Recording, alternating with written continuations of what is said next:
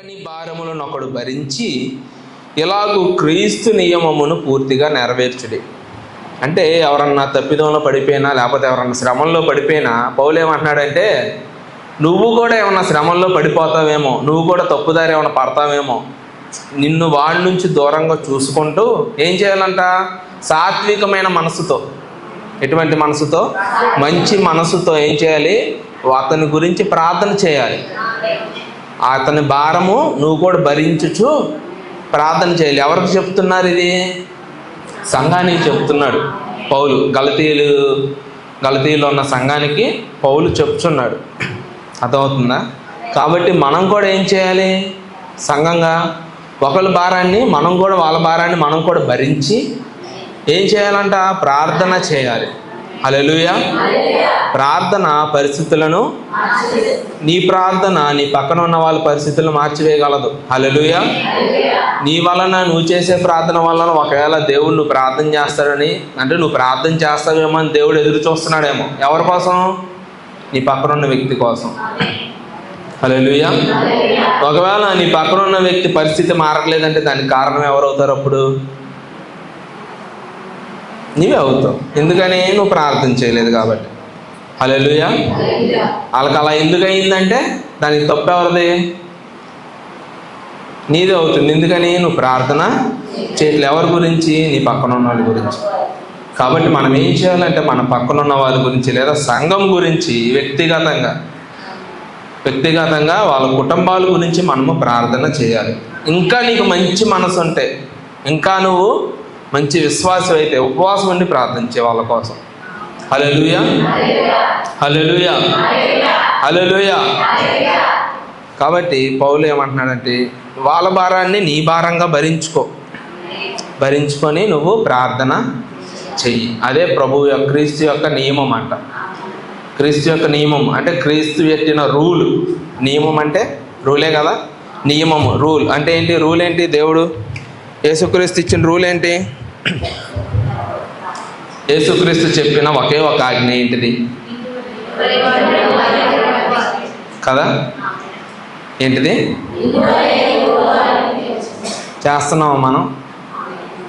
చేస్తున్నామా? ప్రేమించండి అంటే వాళ్ళు శ్రమంలో ఉన్నా ప్రేమించండి, వాళ్ళు కొట్టుకుపోతున్నా ప్రేమించండి అని కాదు. వాళ్ళు శ్రమంలో ఉన్నప్పుడు నువ్వు ప్రార్థన చేయాలి. వాళ్ళు సంతోషంలో ఉన్నప్పుడు నువ్వు వాళ్ళ గురించి ప్రార్థన చేయాలి. వాళ్ళు ఎప్పుడన్నా అనారోగ్యంతో ఉన్నప్పుడు వాళ్ళ గురించి ప్రార్థన చేయాలి. అదే ప్రేమించడం. హల్లెలూయా. హల్లెలూయా. ఇంకా అంతేనా? ప్రార్థన అవసరం. దైవ సేవకుల గురించి ప్రార్థన బిల్లాంటి వాళ్ళ కుటుంబం గురించి ప్రార్థన చేయండి. సువార్తమ్మ ఆంటీ వాళ్ళ కుటుంబం గురించి ప్రార్థన చేయండి. పెద్దమ్మ వాళ్ళ కుటుంబం, బుజ్జక్కల, ప్రతి ఒక్కరి కుటుంబం గురించి ప్రార్థన చేయండి. హల్లెలూయా. ఒక లిస్ట్ రాసుకోండి. సంఘంలో ఎంతమంది కుటుంబాలు ఉన్నారు రాసుకొని ఆ లిస్ట్ మీద చేయబెట్టి ప్రార్థన చేస్తా, ఆ లిస్ట్ చదువుకుంటా ప్రార్థన చేయండి. హల్లెలూయా. నువ్వు ఎప్పుడైతే ఇతరుల గురించి ప్రార్థన చేస్తూ ఉంటావు, దేవుడు నీ ప్రార్థన విని ఫస్ట్ నీ కుటుంబంలో కార్యం చేసి తర్వాత వాళ్ళ కుటుంబంలో కార్యం చేస్తావు. ఎందుకని? నువ్వు క్రీస్తు యొక్క నియమాన్ని నువ్వు పాటిస్తున్నావు కాబట్టి. హల్లెలూయా. ఈరోజు నేను చెప్పబోయే అంశం పేరేంటంటే forcing through the resistance to reach God. అంటే నీకున్న నియమాలన్నిటిని, అంటే నీకున్న ఆటంకాలన్నిటిని చొచ్చుకొని పోయి క్రీస్తుని కలుసుకొనుట లేదా దేవునిని కలుసుకొనుట. అర్థమైందా? నీకున్న ఆటంకాలన్నిటినీ లేకపోతే నీకున్న అడ్డుగోడలన్నిటిని ఏం చేస్తున్నావంట? చొచ్చుకొని పోయి ఎవరిని కలుస్తున్నావంట? చెప్పాలి. దేవుణ్ణి కలుసుకొనుట. హల్లెలూయా. నీకున్న ఆటంకాలన్నిటిని చొచ్చుకొని పోయి దేవుణ్ణి కలుసుకొనుట. హల్లెలూయా. భక్తులు ఏమంటారంటే, భక్తులు అంటే ఇప్పుడున్న భక్తులు కానీ ఎవరైనా సరే, ఒకవేళ నీకు ప్రార్థన చేయాలని అనిపించట్లేదు అనుకో, హల్లెలూయా, ఒకవేళ నీకంట ప్రార్థన చేయాలని అనిపించట్లేదు అనుకో, నువ్వంట బలవంతంగా ప్రార్థన చేయి.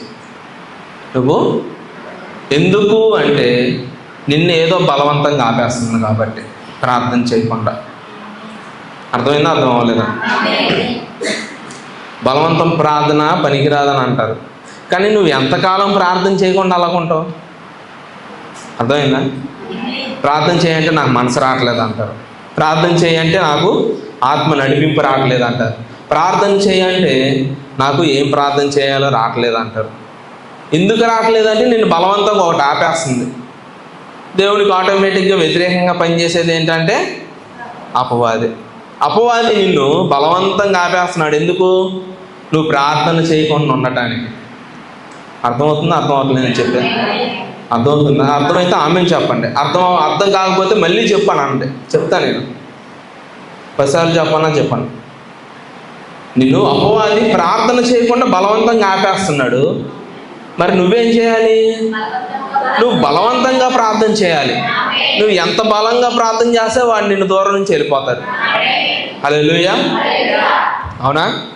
అదే ఉంటుంది. If you don't feel like praying, force it, because something is also forcing you not to pray. నిన్ను ఏదైతే అంటే నిన్ను ఒకటి బలవంతంగా ప్రార్థన చేయకుండా ఆపేస్తుంది కాబట్టి నువ్వు అక్కడ బలవంతంగా ప్రార్థన చేయాలి. ఎప్పుడన్నా మీకు అలా అనిపించిందా? నాకు ప్రార్థన చేయాలనిపించట్లేదని? నాకు అనిపించింది. నా సిగ్గులేదు, ఒప్పుకుంటాను. నాకు అనిపించింది నాకు ఇప్పుడు ప్రార్థన చేయాలనిపించట్లేదు. ఎందుకంటే ఏదో ఆపేస్తుంది నన్ను. అనిపించలేదు మీకు ఎప్పుడు? ఇక్కడ చూడండి, ఇక్కడ మనం ఏదో ఒక హోందాగా లేకపోతే మనం ప్రెస్టేజ్ చూపించుకోవడానికి రాలా. ఇక్కడ మనం నేర్చుకోవడానికి వచ్చాం. నువ్వైనా నేనైనా ఎవరైనా సరే, చిన్నపిల్లల దగ్గర నుంచి తల నెరిసిన ముసలోళ్ళ వరకు కూడా ఇక్కడికి ఎందుకు వస్తారంటే ప్రభు పాదాల చెంతకి నేర్చుకోవడానికి వస్తారు. రేపొద్దున నెక్స్ట్ వారం నేను ఎలా జీవించాలి. అవునా? ఇది ఏ వారం? ఆదివారం. మళ్ళీ ఆదివారం వరకు నువ్వు ఎలా జీవించాలి, నేను ప్రభుకి ఎలా దగ్గర ఉండాలి, ఒక 4 విషయాలు నేర్చుకుని ఆ 4 విషయాలు నేను నా జీవితంలో ఈ వారం అంతా ఎలా పాటించాలనే ఆలోచనతోనే వస్తారు అందరూ. అవునా? నాకు అనిపించింది, నిజంగా అనిపించింది. అప్పుడప్పుడు ఇప్పుడు ప్రార్థన అనిపించదు నాకు.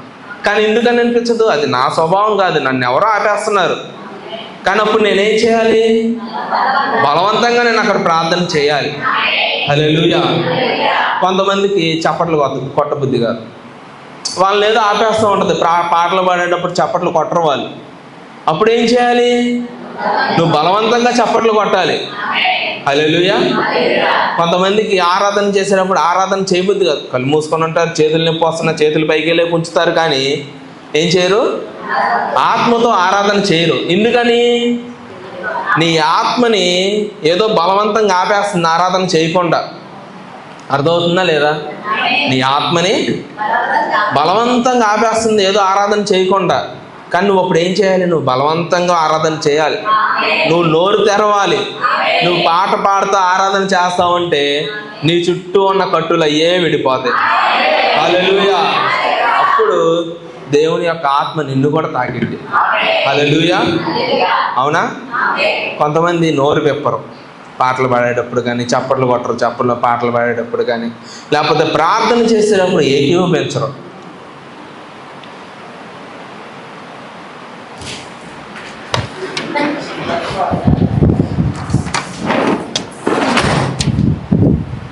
మా నాయనమ్మ ప్రేమతో వాటర్ బాటిల్ పెట్టింది, కానీ దీని లోపల బాటిల్ పాడవకుండా ఒక ప్యాకెట్ ఉంటుంది.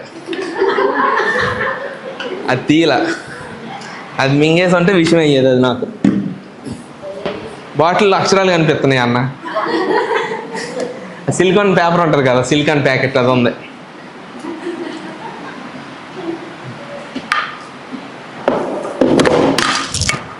చూసుకోండి, కొద్ది వాటర్ పెట్టాడు.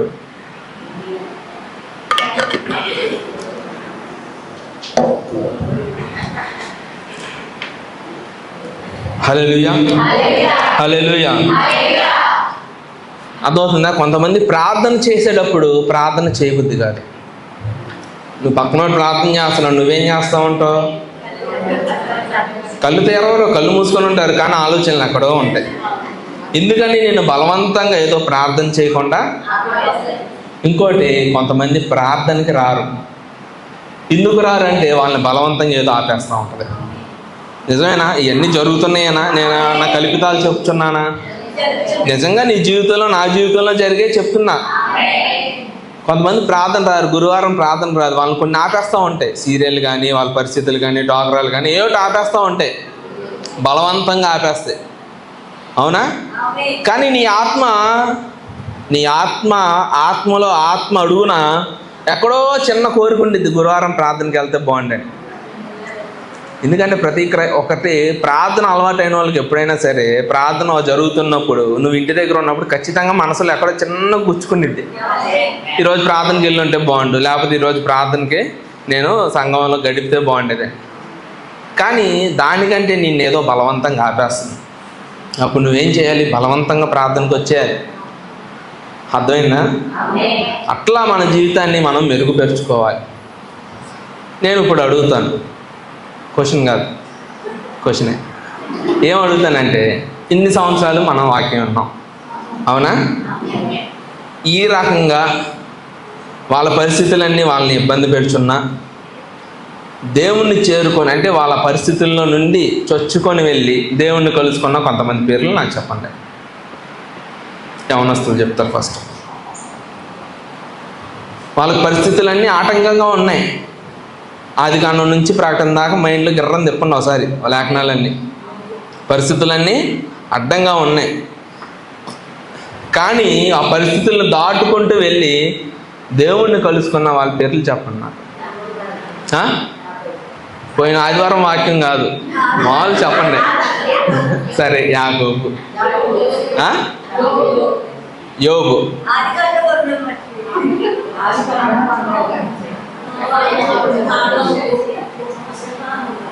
నోవాహుకి ఎటువంటి ఇబ్బంది లేదు, అబ్రహాంకి ఎటువంటి ఇబ్బంది లేదు. అబ్రహాంని ఏమైనా ఆపేసినాయా దేవుని కలుసుకోకుండా? నోవాహుని ఏమైనా ఆపేసినాయా? నోవాహుని ఏం ఆపలా. దేవుడు డైరెక్ట్గా నోవాహు దగ్గరికి వచ్చాడు. అలాగా అది వాళ్ళ పరిస్థితులు జీవితంలో. దానియేలుని ఏం ఆపింది? శాసనం ఆపింది. ఇంకా యోసేపుని ఏం ఆపింది? దేనికి ఆపారు? యోసేపు దేవుణ్ణి కలుసుకొనడానికి ఏం ఆపింది? యోసేపు ఎవరిని కలుసుకోవడానికి అన్నలు ఆపారు కాదు, యోసేపు దేవుణ్ణి కలుసుకోవడానికి. దేవుడు యోసేపు ఇద్దరు వ్యక్తులండి, రెండు ఇక్కడ. ఒకటి నువ్వు, ఒకటి దేవుడు. నువ్వు దేవుడి దగ్గర రావటానికి నిన్ను ఏదన్నా ఆపిందా? అలా ఆపిన వాళ్ళు బైబిల్లో ఉన్నారా? చెప్పండి, ఒక్కటే మీరు చెప్పండి. సరే, పాత నిబంధన, కొత్త నిబంధనలో చెప్పండి. పౌలుని ఏమాపింది? పౌలు చిన్నప్పటి నుంచి దేవుడితోనే ఉన్నాడు ధర్మశాస్త్రంలో. పౌలుని ఎవరు ఆపలేదే నువ్వు దేవుడి దగ్గరికి వెళ్ళటానికి? సరే, నేనే చెప్తా. మొట్టమొదటి పాపాత్మురాలైన స్త్రీ ఎవరు? పాపాత్మురాలైన స్త్రీ. ఎందుకు అంటే మనం చదువుదాం. ఏంటి? మార్కు సువార్త 5వ అధ్యాయము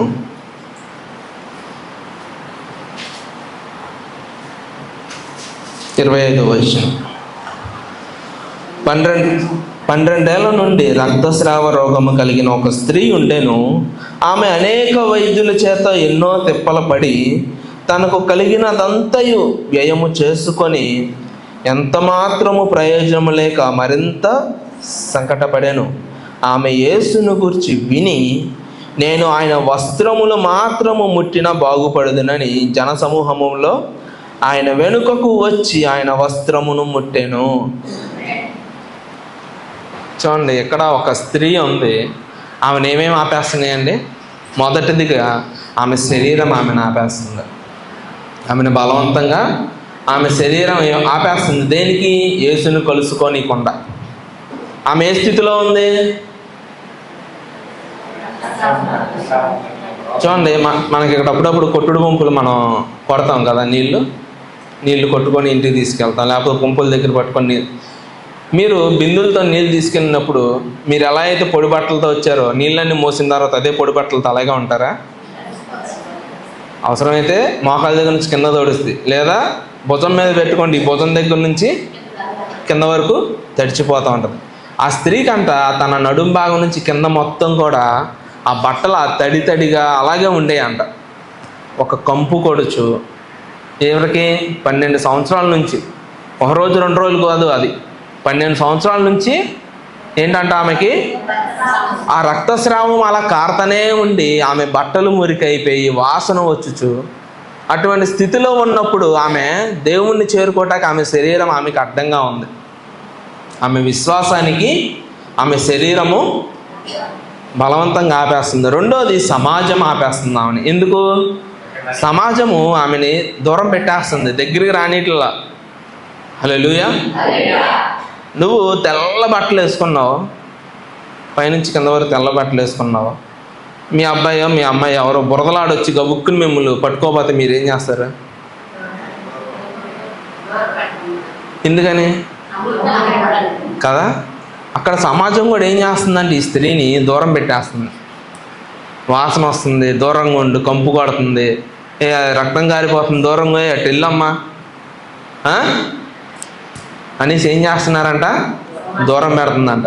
రెండోది ఆమె చుట్టూ ఉన్న పరిస్థితులు. ఆమె పరిస్థితులు ఏంటి? డబ్బులు లేకపోవటం, ఇంకోటి నిరాశతో నిండిపోయింది. ఆమెకి ఇంకా ఆశ లేదు, అయితే ఇలా కారి కారి కారి చచ్చిపోవాలి అనేసి ఒక నిరాశలోకి వెళ్ళిపోయింది. ఎందుకంటే 12 సంవత్సరాలు ఏం చేసిందంట? ఆమె దగ్గర ఉన్నదంతా, ఆమె దగ్గర ఉన్న ప్రతి రూపాయి పోగు చేసుకుందంట. ఆస్తులు అమ్ముకుందో, ఇల్లు అమ్ముకుందో, ఏం అమ్ముకుందో మనకు తెలియదు, కానీ ప్రతిదీ కూడా పోగు చేసుకొని వెళ్ళి ఎవరి చేతిలో పెట్టిందంట? వైద్యుల చేతిలో పెడితే అది తగ్గలేదు, కానీ బైబిల్ ఏమంటుందంటే ఇంకా ఎక్కువైందంట. అది తగ్గల, కొంచెం కూడా తగ్గలేదు, కానీ ఏమైందంట? అది మరి ఇంకా ఎక్కువైందంట. హల్లెలూయా. చూడండి, ఇంగ్లీష్లో ఉంటుంది, and was nothing better but rather grew more. అంటే కొద్దిగా కూడా నయం అవ్వకుండా ఏమైందంట? ఆమెకి ఇంకా ఎక్కువైపోయిందంట ఆమె పరిస్థితి. ఇప్పుడు ఏమైపోయింది? చూపించుకోవడానికి డబ్బులు లేవు, చూపించుకున్న తర్వాత ఎక్కువైపోయింది రోగం. అవునా? ఎవరికన్నా వచ్చింది అటువంటి పరిస్థితి? రక్తస్రావం గురించి మాట్లాడతాం. మామూలుగా అనారోగ్యం వచ్చినప్పుడు మనం కొన్నిసార్లు వైద్యుల దగ్గరికి వెళ్తాం. నాకు వచ్చింది, నిన్నే వెళ్ళి హాస్పిటల్కి, ట్యాబ్లెట్లు వాడుతున్నా తగ్గట్లేదని చెప్పా. 2 రోజుల్లో తగ్గదు, 4 రోజులు వాడుంది. ఏంటి 2 వారాలు ట్యాబ్లెట్లు వాడాను, ట్యాబ్లెట్లు అయిపోయిన తర్వాత మళ్ళీ మొదటి స్థితే, ఇంకొద్దిగా ఎక్కువైపోయింది. మొన్నటిదాకా అసలు అంటే ఈ సైనస్లో నాకు ప్రాబ్లం వచ్చింది, ఫంగస్ వచ్చింది. మొన్నటిదాకా అసలు నొప్పి కూడా ఉండేది కాదు లోపల. మనకి ఇక్కడ గవదలు ఎలా ఉంటాయో తెలుసు కదా, గవదలు తెలుసు కదా, గవదలు ఎక్కువగా వస్తాయి కాబట్టి తెలుసు. కానీ సైనస్ అంటే ఈ కనుబొమ్మల దగ్గర నుంచి ముక్కుల నుంచి మళ్ళీ ఇక్కడ దవడదాకా ఉంటుంది. మొత్తం ఇటో 20 ఇటో 20 మొత్తం 40 ఉంటాయి లోపల. వాటిల్లో ఏదో 1-2 లావ్ అవుతూ ఉంటుంది, డస్ట్ వల్ల లేకపోతే దేనివల్ల. ట్రీట్మెంట్ కోసం వెళ్ళినప్పుడు 2 వారాలు అయిపోయింది, ట్యాబ్లెట్లు అయిపోయినాయి. ట్యాబ్లెట్లు అయిపోయిన మరుసటి రోజే నొప్పి స్టార్ట్ అయింది. నొప్పి స్టార్ట్ అయ్యి కారుతూనే ఉంది జలుబు. మళ్ళీ ట్యాబ్లెట్లు కొన్నాక వెంటనే ఆగిపోయింది. చెప్పాను, వాళ్ళు ఏమన్నారంటే 2 వారాలకు తగ్గదు, కనీసం మేము 3 నెలలు వాడమంటే నువ్వు 2 వారాలకు వచ్చావేంటి అన్నారు. కాబట్టి ఇటువంటి పరిస్థితులు మనం ఎదుర్కొంటూ ఉంటాం. ఏంటి? మన దగ్గర ఉన్న డబ్బులన్నీ ఖర్చు చేసి డాక్టర్ దగ్గరికి వెళ్తాం, అనారోగ్యము తగ్గకపోగా ఏమైంది? ఎక్కువైంది. ఇప్పుడు ఈమె పరిస్థితి కూడా అదే. హల్లెలూయా. చివరికి ఆమె యొక్క మతము, అంటే ఆమె ఏదైతే నమ్ముకొని ఉందో, అంటే ఏ స్థితిలో అయితే ఉందో ఆ ధర్మశాస్త్రం ప్రకారం ఏంటి? వాళ్ళు దూరంగా ఉండాలి సమాజానికి. హల్లెలూయా. ఇవన్నీ కూడా ఆమెను ఆపేస్తున్నాయి, బలవంతంగా ఆపేస్తున్నాయి. చూడండి, మనం ఒక లేఖనం చదివి వెళ్ళిపోవటం కాదు. ఇక్కడ ఒక స్త్రీ ఉంది, ఆమెకంటూ ఒక జీవితం ఉంది. హల్లెలూయా. ఈరోజు నేను లోతుగా తీసుకెళ్తా, అంటే ఎలాగా ఆమె జీవితంలో తీసుకెళ్తా, ఆమె జీవితాన్ని ఎదురుగా పెడతా. ఆమె జీవితంలో ఆమె ఎదుర్కొన్న సమస్యలు ఏంటి, మనం ఎదుర్కొంటున్న సమస్యలు ఏంటి, ఆమె జీవితంలో మనం నేర్చుకో. అంటే ఇప్పుడు ఊరికనే రాయరు కదా వాక్యంలో ఒక స్త్రీ గురించి, అవునా? నువ్వు ఆమె నుంచి ఏదో నేర్చుకోవాలనేగా. ఇప్పుడు మనం ప్రార్థన చేసినప్పుడు ఏం చేస్తాం? దేవా, అబ్రహాం వంటి విశ్వాసము, దావీదులాగా నిన్ను స్తుతించే గుణము, ఇంకా దానియేలులాగా 3 పూటలు ప్రార్థన చేసే ప్రార్థన నాకు నేర్పించు ప్రభా, నాకు ఇవ్వు ప్రభా అని ప్రార్థన చేస్తామా? అవునా? ఎందుకని? వాళ్ళ యొక్క జీవితాలు మనం ఎరిగి వాటి బట్టి మన జీవితాలు మనం మార్చుకోవాలని, అంతే కదా. మరి ఇప్పుడు ఇక్కడ ఒక రక్తస్రావం కలిగిన స్త్రీని బైబిల్లో రాశారంటే ఆమె జీవితంలో ఆమె ఎన్ని ఎదుర్కొంటే ఆమె అక్కడ బైబిల్లోకి ఎక్కగలిగింది. అవునా? ఏదో ఒక చిన్న తలనొప్పి వచ్చింది తగ్గింది అనగానే అవ్వదు. ఆ తలనొప్పితో నువ్వెన్ని ఎదుర్కొన్నావు, లేకపోతే మోకాళ్ళ నొప్పులు వచ్చినాయి, మోకాళ్ళ నొప్పుల వల్ల నువ్వెన్ని ఎదుర్కొన్నావు, అవన్నీ నీ వ్యక్తిగత విషయాలు నీకే తెలుసు. కానీ నువ్వు బయటికి సాక్ష్యం ఏం చెప్పుకున్నావు అంటే దేవుడు నన్ను స్వస్థపరిచాడనే చెప్పుకుంటావు. కానీ నీ వ్యక్తిగతంగా ఎవరన్నా వచ్చి చూడగలుగుతారా? కానీ ఈ స్త్రీని బైబిల్లో అంటే లేఖనాల్లో ఈమె గురించి రాయబడిందంటే ఆమె విశ్వాసం ఎంత గొప్పదైతే రాయబడింది. హల్లెలూయా. ఆమె ఎటువంటి పరిస్థితుల్లో నుండి చొచ్చుకుంటూ వచ్చి క్రీస్తును కలుసుకోవడం వల్ల ఆమె గురించి ఇక్కడ రాయబడింది. హల్లెలూయా. ఇక్కడ చూడండి, ఆమె పరిస్థితి యేసును కలుసుకోక ముందు ఆమె పరిస్థితి ఎలా ఉందో నేను చెప్తా చూడండి. ఆశ లేని స్థితి ఉంది కానీ విశ్వాసం ఉంది. ఆమె పరిస్థితి ఏంటి? ఇంకా ఆశ లేదు.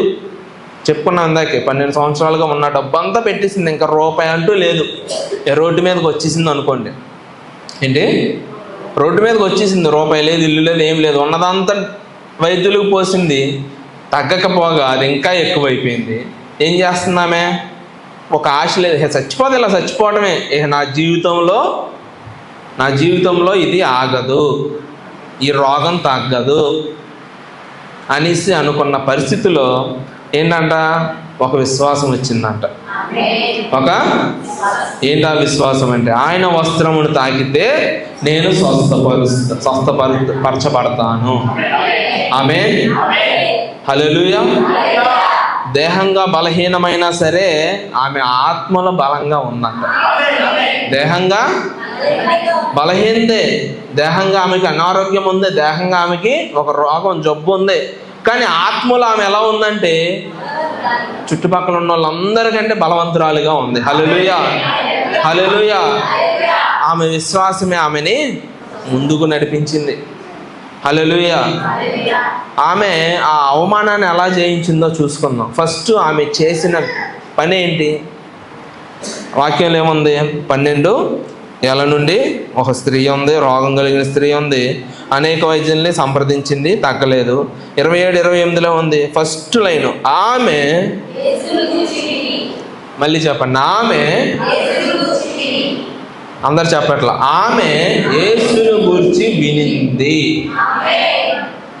అందరం చెప్దాం, ఆమె యేసును గూర్చి వినింది.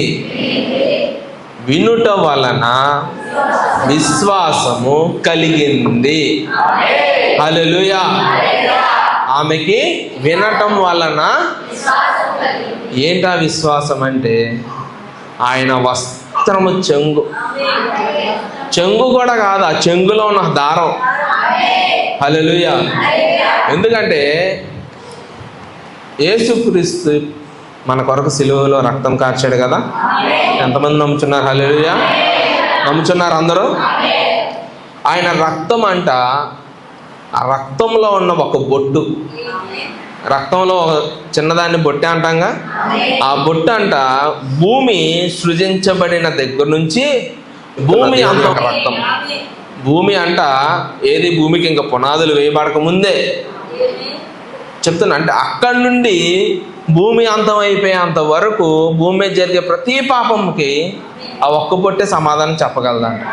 అంటే ఆ ఒక్క బొట్టే ప్రతిదాన్ని శుద్ధిపరచగలదు, పాపాలని కడిగివేయగలదంట. కానీ యేసుక్రీస్తు ఎంత గొప్ప దేవుడు అంటే ఆయన శరీరంలో ఉన్న ప్రతి రక్తాన్ని మన కోసం కార్చేశాడు. అంటే ఇంకా అది ఎంత బలమైన కృప చూడండి. హల్లెలూయా. హల్లెలూయా. అర్థమవుతుందా? అంటే ఆయన రక్తంలో అంత శక్తి ఉన్నది, ఆయన రక్తంలో అంత పరిశుద్ధత ఉన్నది. హల్లెలూయా. అట్లాంటిది ఆమె ఏం చేసిందంటే ఆయనను పట్టుకోవటం కాదు, అసలు ఆయన వస్త్రానికి ఉన్న చెంగుకున్న దారాన్ని పట్టుకుంటే చాలు. 1 రోజు 2 రోజులు కాదు, 12 సంవత్సరాలు ఉన్న నా రోగము తగ్గిపోతుంది. ఆమె ఫస్ట్ చేసింది ఏంటంటే వినటం వలన ఆమెకి విశ్వాసం వచ్చింది. హల్లెలూయా. చూడండి, ఆమె ఏం చేసింది? చూడకముందే నమ్మింది క్రీస్తుని.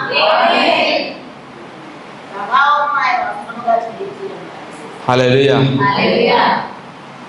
ఆమె ఏం చేసిందంట? చూడకముందే, యేసుని చూడలేదు ఇంకా. ఆమె ఎక్కడో ఏదో ఊర్లో ఉంది, యేసుక్రీస్తు ఎక్కడో ఏదో ఊర్లో ఉన్నారు. ఆమె ఏం చేసింది? ఫస్ట్ యేసుని గురించి వినింది. పలానా యేసుక్రీస్తు నజరేయుడైన యేసు ఆయన ఇలా స్వస్థతలు చేస్తున్నాడు, దేవుని కుమారుడని ఆమె చెవును పడినప్పుడు ఆమెకి ఏమైంది? హృదయంలో ఒక విశ్వాసం కలిగింది. ఆ విశ్వాసం కలిగినప్పుడు ఆమె ఏం చేసిందంటే ఆయన్ని చూడకుండానే నమ్మేసింది అనమాట. ఏమని? ఆయన్ని నేను తాకితే చాలు నాకు స్వస్థత వస్తుందని ఆ విశ్వాసం ఆమె చేసుకుంది. మూడవది, విశ్వాసముతో కార్యము చేసింది. ఫస్ట్ వినింది, వినటం వల్ల విశ్వాసం వచ్చింది, అంటే చూడకుండానే విశ్వాసం పొందింది. ఆ విశ్వాసంతో కార్యము చేసింది. అంటే ఏంటి? విశ్వాసంతో ఆయన్ని తాకింది.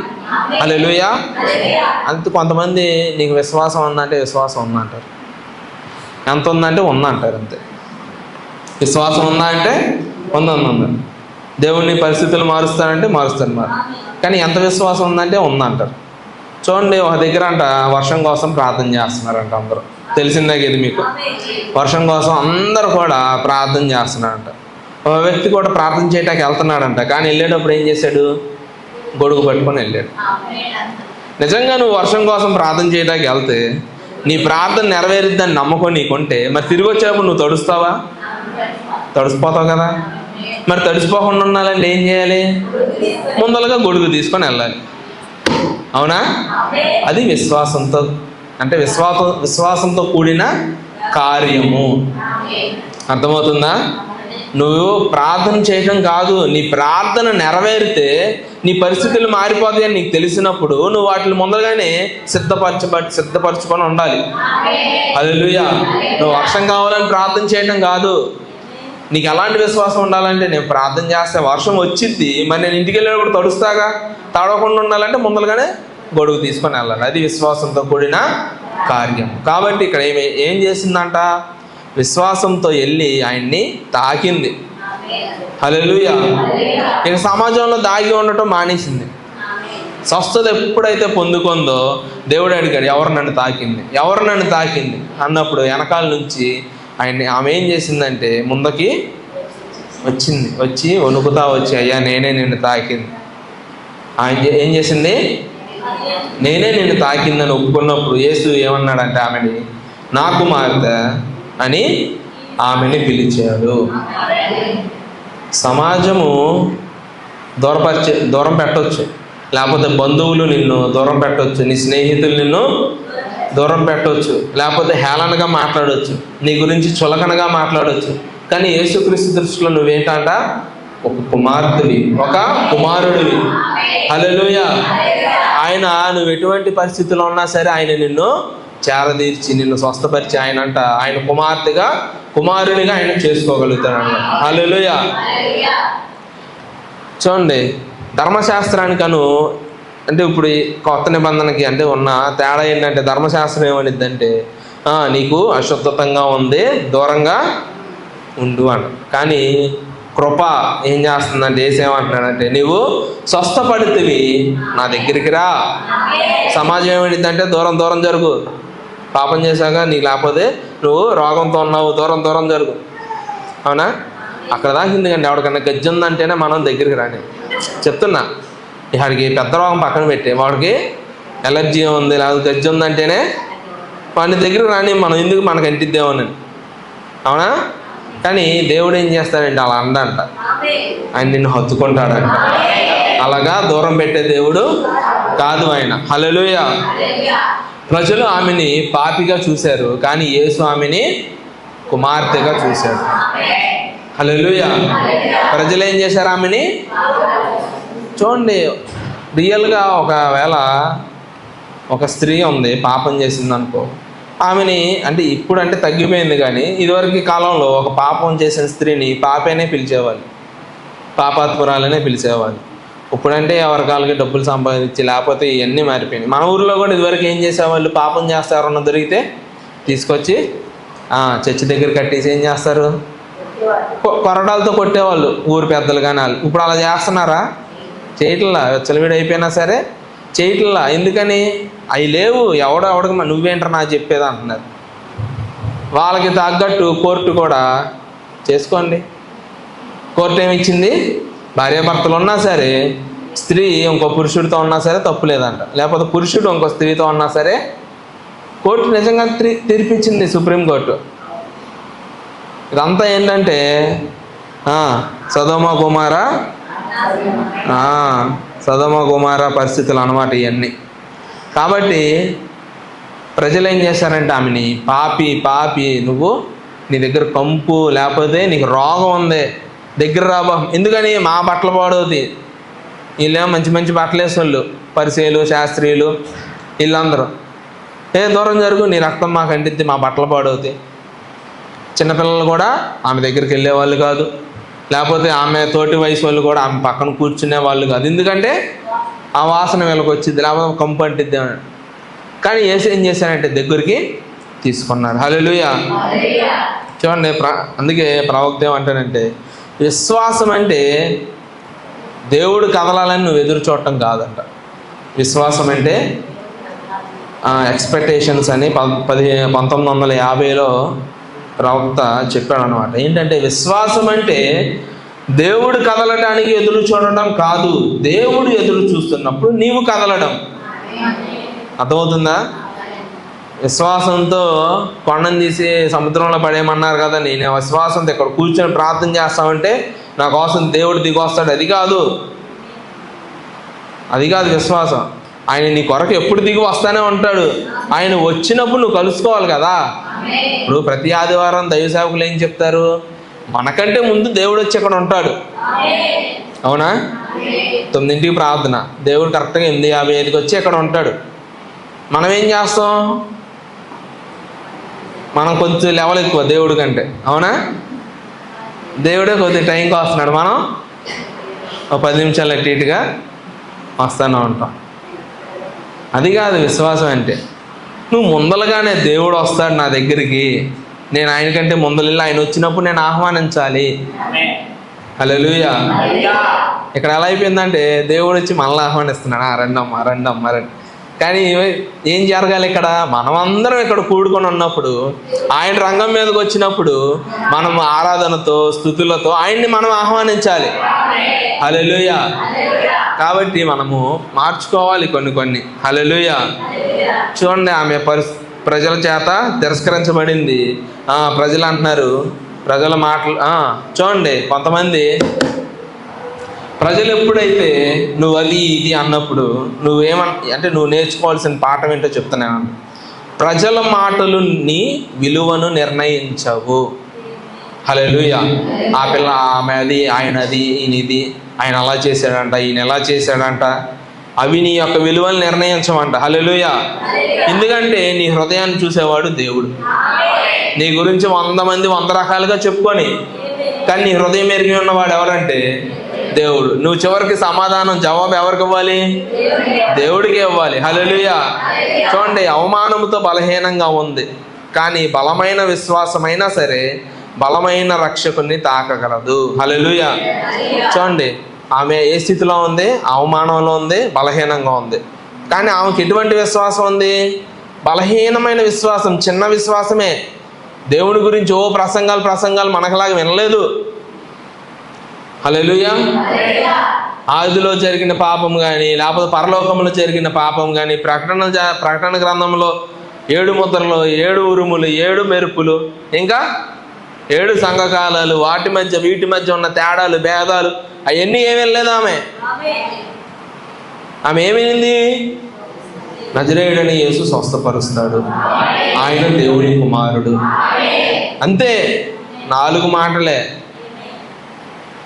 హల్లెలూయా. మనకులాగా వారం అలా ప్రసంగాలు ఏమి వెళ్ళా. కానీ ఆమెకున్న స్థితి అలాంటిదో చూడండి. ఆయన గురించి నిన్న 4 మాటలైనా సరే, ఆ 4 మాటలకు సరిపడ చిన్న విశ్వాసం ఆమె సమకూర్చుకుంది. బలహీనమైన విశ్వాసమే ఆమెది, కానీ బలమైన రక్షకుని దగ్గరికి ఆమెని చేర్చగలిగింది. అందుకే వాక్యంలో ఏముందంటే, నీకు ఆవగింజంత విశ్వాసం చాలంట. నీకు ఆవగింజంత విశ్వాసము చాలు. ఉందా మీకు విశ్వాసం? ఉందా ఆవగింజంత? ఉన్నవాళ్ళు చేతులు ఎత్తండి. నిజంగా ఉంది, నాకు దేవుడి మీద డౌట్ లేదు అన్నవాళ్ళు చేతులు ఎత్తండి. హల్లెలూయా. హల్లెలూయా. మీ విశ్వాసము చొప్పున దేవుడు మీకు కార్యము చేయలాగున. ఆమేన్. హల్లెలూయా, హల్లెలూయా. చూడండి, విశ్వాసం లేకపోతే దేవుడు కూడా కార్యం చేయలేడు. ఏనండి, విశ్వాసం లేకపోతే నువ్వు మనసులో ఆలోచించుకుంటా బైక్ తోలేటప్పుడు, స్కూల్కి వెళ్ళేటప్పుడు, లేకపోతే రోడ్డు మీద నడుచుకుంటూ వెళ్ళేటప్పుడు, వంట చేసేటప్పుడు, లేకపోతే ఉద్యోగంలో వెళ్ళినప్పుడు, లేకపోతే దాన్ని ఏమంటారు పనులు చేసేటప్పుడు, ఏంటి నా జీవితం ఎలా అయిపోయింది, ఏంటి నా పరిస్థితులు ఇంకా ఎలాగ ఉన్నాయి, ఎక్కడేసిన గొంగల్లాగా అక్కడే ఉన్నానేంటి, ఎక్కడేసిన గోధులలాగా లేకపోతే గొంగల్లాగా ఎక్కడ వేసిన లాగా అక్కడే ఉన్నానండి, నా జీవితం ఎదుగులేదేంటి అని నువ్వు అనుకుంటే సరిపోదు. నీకు విశ్వాసం కావాలి. విశ్వాసం వచ్చి నువ్వేం చేయాలంటే, నా దేవుడు నా పరిస్థితులు మార్చగలడు అనే విశ్వాసం నీకు రావాలి. వస్తేనే మారిద్ది కదా. హల్లెలూయా. నీకు ఆ విశ్వాసం ఉన్నప్పుడు దేవుడు నీ జీవితంలో నిజంగా స్వస్థత చేస్తాడు, కార్యాలు చేస్తాడు. హల్లెలూయా. చూడండి, ఆమె స్వస్థత పొందింది. నిజమైన విశ్వాసము అవమానాన్ని తొలగిస్తుంది, గౌరవాన్ని పునరుద్ధరిస్తుంది, శాంతిని ఇస్తుంది. చూడండి, నిజంగా విశ్వాసం అంటే ఏమవుతుందంట, నీకున్న అవమానము పోయిద్దంట. నిజంగా విశ్వాసం అంటే ఏమైంది చెప్పండి, అవమానం అనేది పోయిద్ది, గౌరవాన్ని తిరిగి ఇస్తుంది. ఎవరి మీద విశ్వాసం? మనుషుల మీద కాదు. నీకు కష్టం వచ్చినప్పుడు చాలామంది మనుషుల వైపు వెంటనే చూసేస్తారు. అలా కాదు, నీకు కష్టం వచ్చినప్పుడు నీకంటూ నీ సృష్టికర్త ఒకడు ఉన్నాడు. హల్లెలూయా. నిన్ను సృజించి అక్కడ నీ తల్లి గర్భంలో నువ్వు సృజించబడేటప్పుడు నీకు దగ్గరుండి ఎముకల్ని సమకూర్చిన వాళ్ళు ఒకళ్ళు ఉన్నారు. నువ్వు తల్లి గర్భం నుంచి బయటికి రాగలను, నువ్వు బ్రతుకు అని చెప్పిన ఆయన ఉన్నాడు. నీకేమైనా సరే బాధ్యత ఆయనదే. నువ్వేం చేయాలి? ప్రభువా చూడు, నువ్వు నన్ను బ్రతికించావు, నువ్వు బ్రతకమన్నావు, నేను బ్రతుకుచున్నా, మరి నా పరిస్థితి ఎలాగ ఉంది, నువ్వు కార్యము చేయగలిగిన దేవుడు అని నేను నమ్ముచున్నా అనే విశ్వాసంతో నువ్వు ఎప్పుడైతే ఆయన పాదాల చెంతకు వెళ్ళగలుగుతావో ఆయన నీ జీవితాన్ని అందుకే మన పాటగా ఏంటి, ఏమైనా చేయగలవు, మొత్తం మార్చగలవు, నీ నామముకే మహిమంతా, ఏమైనా చేయగలవు, గద మొత్తం మార్చగలవు, నీ నామముకే మహిమంతా. హల్లెలూయా. పాడితే కాదు, విశ్వాసం ఉండాలి. ఆమెకు విశ్వాసం లేకుండా ఒకవేళ వెళ్ళి యేసుక్రీస్తుని గట్టిగా వాటేసుకున్నా ఆమెకి స్వస్థత వచ్చేది కాదు. ఏనండి, ఆమెకి విశ్వాసం లేకుండా యేసు గురించి వినింది కానీ ఆమెకి ఇంకా విశ్వాసం రాలా. నిజంగా జరిగిద్దో జరగదో విన్నానే కానీ ఎప్పుడు చూడలేదు ఆయన్ని. కొంతమందికి ఉంటే ఈ డౌట్లు ఏంటి, నిజంగా సరే ఏదో చిన్న చిన్న జ్వరాలు పోగొట్టడం లేకపోతే చిన్న చిన్న ఏమైనా చేస్తున్నదేమో, మరి నాకు ఇది లోపల శరీర భాగంలో ఉన్న సమస్య, నాది ఇది బయట సమస్యలు కాదు, శరీర భాగం లోపల ఎక్కడో ఉన్న సమస్య, అది స్వస్థపరచడం ఆయన వల్ల ఇద్దో లేదో. సరేలే అందరూ చెప్తున్నారు, ఒకసారి వెళ్ళి గట్టిగా ఆయన్ని పట్టేసుకుందాం, స్వస్థపరిచి యాకోబులాగా పెనుగులాడేద్దాం అన్నట్టు వెళ్ళి దేవుడితో పెనుగులాడిన అక్కడ చిన్న స్వస్థత కూడా జరిగేది కాదు. ఆమె స్వస్థత పడింది, పట్టుకుంది అంటే మధ్యలో ఏముందంటే అక్కడ విశ్వాసము. హల్లెలూయా. చూడండి, ఆమెకున్న పరిస్థితులన్నింటిలో నుండి ఆమె ఏం చేసింది, చొచ్చుకొని వెళ్ళిపోయింది. సమాజంలో నుండి ఎవరి గురించి లెక్క చేయలేక, నేను వెళ్తున్నాను, సమాజం ఏమనుకునిద్దో, దేవుడు ఏమనుకుంటాడో, చుట్టుపక్కల శిష్యులు ఏమంటారో, కొడతారో తిడతారో ఏమనుకోవాలా, వెళ్ళిపోయింది. విశ్వాసంతో వెళ్ళి దేవుణ్ణి కలుసుకున్న వెంటనే చీతు ఆవు అన్న వెంటనే ఆ సమాజంలో ఉన్న ఆమెని దేవుడు ఏమన్నాడంటే కుమార్తె అని దగ్గర తీసుకున్నాడు. అది నువ్వు ఎప్పుడైతే నీకు ఆటంగా ఉన్న పరిస్థితులన్నింటిలో నుండి నువ్వు బలవంతంగా వెళ్ళిపోయి దేవుణ్ణి కలుసుకుంటావో నీకు ఆ గౌరవం దక్కింది. ఎవరి నుంచి? మనుషుల నుంచి కాదు, దేవుడి నుంచే. నువ్వేది కూడా మనుషుల నుంచి ఆశించొద్దు. హల్లెలూయా. ఏది కూడా నేను ఈరోజు చప్పట్లు బాగా కొడతా, అయ్యగారు మెచ్చుకుంటారేమో, లేకపోతే నేను ఆరాధన చేసేటప్పుడు గట్టిగా హల్లెలూయా చెప్తే నా పక్కన వాళ్ళకి నేను మంచి భక్తిపరురాలని అయిపోయానేమో, అని అనుకుంటారు. అలా వద్దు. అర్థం, గ్యాస్ కొట్టించుకోవటం అలా వద్దు మనకి. అర్థమవుతుందా? నీకు మహిమ ఘనత తెచ్చే ఆయన ఉన్నాడు. హల్లెలూయా. నువ్వు ఆయన కంట్లో పడాలి. అర్థమవుతుందా? ఈరోజు నువ్వు ఆరాధన చేస్తావంటే, ఫర్ ఎగ్జాంపుల్ చెప్తున్నా, ఏదో మనం వచ్చాము ఒకళ్ళు మెప్పించాలనుకుని గట్టిగా ఆరాధన చేస్తున్నాం. అమ్మో మంచి భక్తి పర్రాలైంది, సాయంత్రం తెలిసిపోద్ది రోడ్డు మీద ఎంత ఆరాధన చేసిందో. మళ్ళీ అదేంటో నాకు తెలియదు. మామూలుగా ఉన్నప్పుడు తెలుగులోనే మాట్లాడతారు, కాపు మొత్తం సంస్కృతంలోకి వెళ్ళిపోతారు వీళ్ళు. సంస్కృతం, హిందీ, ఇంగ్లీష్ అన్నిటిలోకి వెళ్తూ ఉంటారు. అక్కడ తెలిసిపోద్ది మన భక్తి ఎంత ఉందో ఏంటని. అందుకే ఒకళ్ళ ముందు డబ్బా కొట్టడానికి ఎప్పుడు ప్రయత్నం చేయొద్దు. అదవుతుందా? నా పక్కన వాళ్ళని మెప్పియాలి, లేకపోతే అయ్యగారిని మెప్పియాలి. ఎంతసేపు మెప్పిస్తావు? ఎంతసేపు నటిస్తావు? ఎంతకాలం నటిస్తావు? ఏదన్నా ఉంటే ఓపెన్గా ఒప్పేసుకోవాలి. అయితే క్షమాపణ, లేకపోతే అవమానం, ఏదో ఒకటి పొందాలి అంతే. అలా ఉంటేనే. అందుకే సంఘంలో 3 రకాల విశ్వాసులు ఉంటారు. ఎవరు? విశ్వాసులు, అవిశ్వాసులు, వేషధారులు. చూడండి, విశ్వాసులతో ఇబ్బంది లేదు, అవిశ్వాసులతో కూడా దేవునికి ఇబ్బంది లేదంట. ఎందుకంటే విశ్వసించిన వాడు కుడివైపు ఉంటాడు, విశ్వాసం లేనివాడు దేవుడికి కూడా వీళ్ళతోనే చిక్కు. ఎవరంటే వేషధారులు. కొద్దిసేపు విశ్వాసుల్లానే ఉంటారు. అంటే చర్చిలో గురించి చెప్తున్నా. చర్చిలో ఉన్నంతసేపు విశ్వాసుల్లానే ఉంటారు. చర్చి కూడా దాటక్కలు. ఈ మధ్య మెట్లు దిగేటప్పుడే, మెట్లు దిగే టైంకి అవిశ్వాసుల కింద మారిపోతారు.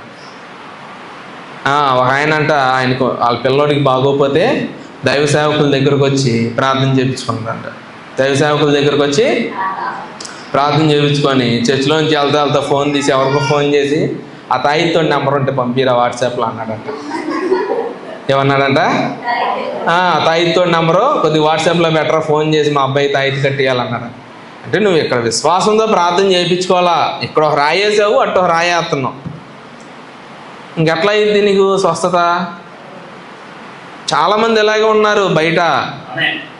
మరి లోపల ఇక్కడ ఉన్న వాళ్ళు తెలియదు కానీ బయట అలాగే ఉన్నారు. ఒక రాయి సంఘంలో వేస్తారు, ప్రార్థన చేయండి అమ్మని మాట చెప్పేస్తారు.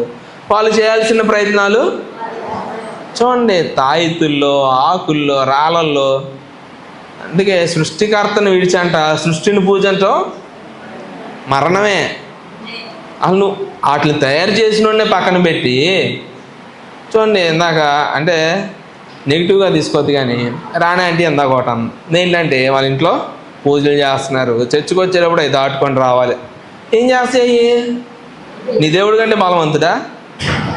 నీ దేవుడి కంటే బలమైనవి అయ్యి రంగులయ్యి, రంగు అంతే. వాటిని చూసి నువ్వు భయపడకూడదు. నీ విశ్వాసం ఎలా ఉండాలి? ఈ రంగు ఏమైంది? నిమ్మకాయ కోసుకొని రసం చేసుకొని తాగి ఏమైంది? అలా ఉండాలి. నిజం చెప్తున్నా.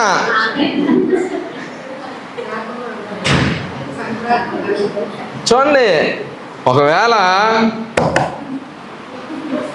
ఎవరన్నా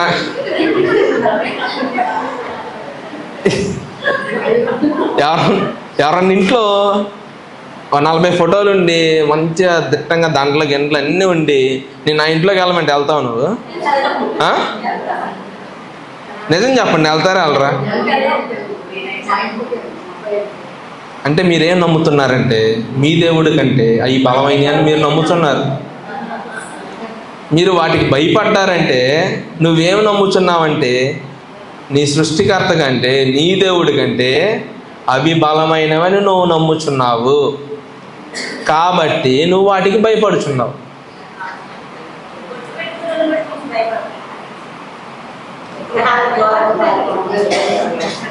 పారిపోమనంటే ఏంటి? భయపడమనా?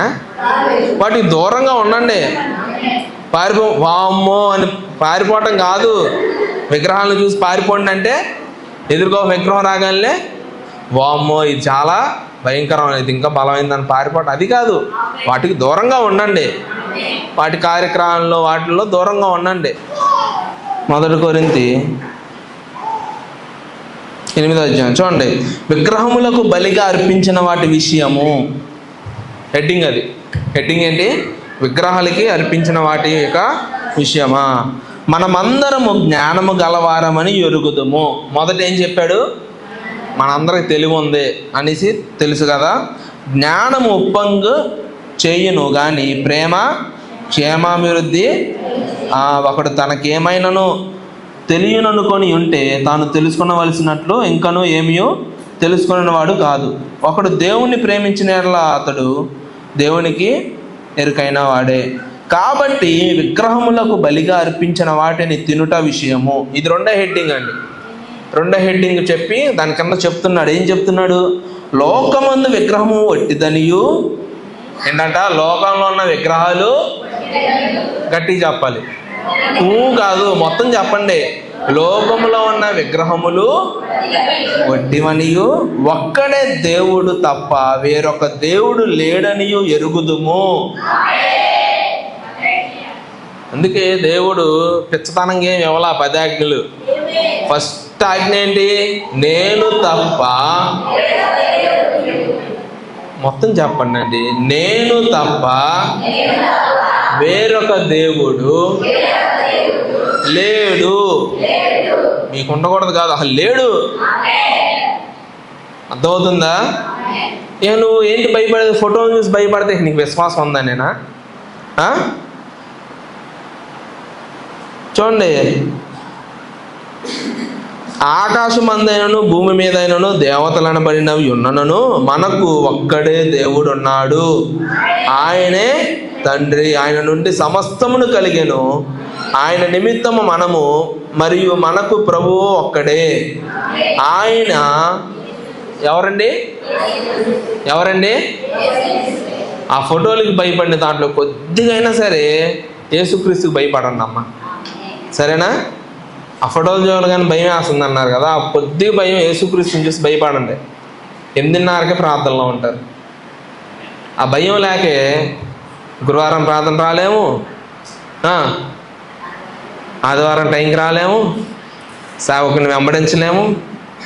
అసలు మన చులకన ఎవరంటే మన దేవుడే చులకన, మిగిలిన దేవుళ్ళు అంటే భయం. వాళ్ళు దేవుళ్ళే కాదని వాక్యం చెప్తుంది కదా. నువ్వు వాక్యాన్ని నమ్ముతావు కదా, నమ్ముతావు వాక్యాన్ని? నమ్మరా? నమ్ముతున్నావు కదా. వాక్యం ఏం చెప్తుంది? దేవుడు అనబడేవాడు ఒక్కడే. ఇక లోకంలో ఎన్ని విగ్రహాలైనా అవన్నీ ఉట్టియే, రాయి అంతే. రాయికో షేప్, ఇప్పుడు ఈ స్తంభంకో షేప్ ఉందా లేదా? ఏ షేప్ ఉంది? స్క్వేర్ షేప్ ఉంది. అది దేవుడు అయిపోయిద్దా? అయిపోయిద్దా?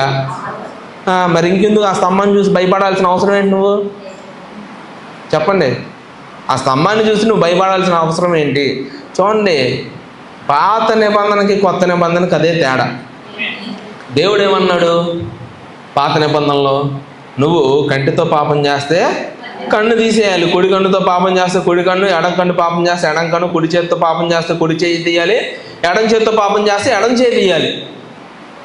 కొత్త నిబంధనలోకి వచ్చేసరికి దేవుడు ఏమన్నాడు? నువ్వు అసలు ఒకరికి వెళ్ళి తప్పుడు చూపుతో చూస్తే నువ్వే పాపే, నువ్వు పాపం చేయక్కర్లా. అర్థమైందా? పాత నిబంధనలో ఒక స్త్రీతో ఒక పురుషుడు వెళ్ళి పాపం చేస్తేనే అది పాపం. ఏంటి? పాత నిబంధనలో ఒక స్త్రీ ఒక పురుషుడు కలిసి పాపం చేస్తేనే పాపం. కొత్త నిబంధనలో ఇంకా భయంకరం. ఏంటి? నువ్వు ఆ స్త్రీని చూసి తప్పుడు ఆలోచన వస్తే చాలు నువ్వు పాపం చేసినట్టే అంట. దేవుడు క్లియర్గా చెప్తున్నాడు, శరీరం సంబంధించింది కాదు క్రైస్తవ్యం, నీ ఆత్మీయ స్థితికి సంబంధించింది. నువ్వు శరీరాన్ని శుభ్రంగా పెట్టుకొని ఆత్మ నశించిపోతుంది, ఎవడికి ఉపయోగం?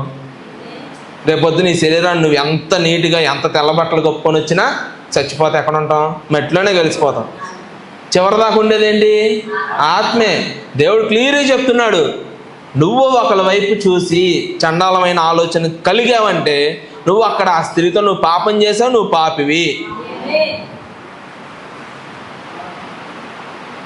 అది కొత్త నిబంధన. అందుకే నేను చెప్తా ఉంటా, కృప ధర్మశాస్త్రం కంటే చాలా కఠినమైనది. నిజంగా నాకు చాలా కఠినమైనది. ఇదివరకు కుడి చేత్తో పాపం చేసి నేను ఈ చేత్తో దొంగతనం చేశాను, ఈ చేత్తో ఎవడ జేబులో దొంగతనం చేసి మొన్న ఎవడో చూశాడు, అదిగో దొంగతనం ఏ చేత్తో చేశాడు రా కుడి చేతితో ఆడు కుడి చేయి నరికే, నా కుడి చేయి ఇక్కడ నరికేస్తారు. మిగిలిన శరీరం అంతా పరిశుద్ధతే. అర్థమవుతుందా? నా కుడి చేయి ఎప్పుడైతే నరికేశారో మిగిలిన నా శరీరం అంతా పరిశుద్ధమైనదే. కానీ ఇప్పుడు కృపలో నువ్వు దొంగతనం చేస్తే నీ శరీరం మొత్తం అపవిత్రమే, నీ ఆత్మ మొత్తం అపవిత్రమే. అది కృప. కృపా కృపా అంటే సరిపోదు, అక్కడ వనకాలి. కృప అంటే వనకాలి. నీ కృప నాకు చాలును ప్రభు. కృప ఎంత కఠినమో మీకు తెలియట్లా. మనం దేవుడు కృపగల దేవుడు, కృప చూపిస్తాడులే మనం ఎన్ని పాపాలు చేసినా. చూడండి, మనుషుల పాపాలు ఎక్కువైపోయాయంట, భూమి మొరపెడుతుందంట. మనుషులు చేసే పాపాలు ఎక్కువైపోయి భూమి తట్టుకోలేకపోతుందంట. మనుషుల బరువు కంటే మనుషులు చేసే పాపాల బరువు ఎక్కువైపోయిందంట. అవునా కదా? అవునా?